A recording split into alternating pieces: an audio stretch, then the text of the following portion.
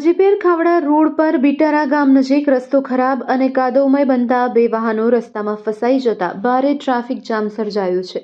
માર્ગ પર અનેક વાહનો લાંબા સમયથી ઊભા છે, જેના કારણે મુસાફરો અને પ્રવાસીઓ મુશ્કેલીમાં મુકાયા છે। સ્થળ પર હાજર ડ્રાઈવરના જણાવ્યા મુજબ કલાક વીતી ગયા હોવા છતાં હજુ સુધી ટ્રાફિક સંપૂર્ણપણે શરૂ થઈ શક્યો નથી। ડ્રાઈવર ભૂખ્યા અને તરસ્યા હાલતમાં રાહ જોઈ રહ્યા છે।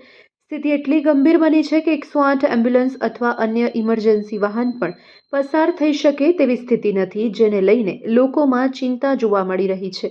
સ્થાનિક લોકોએ તાત્કાલિક માર્ગ સુધારણા અને ટ્રાફિક વ્યવસ્થા માટે વહીવટી તંત્રને કાર્યવાહી કરવાની માંગ કરી છે।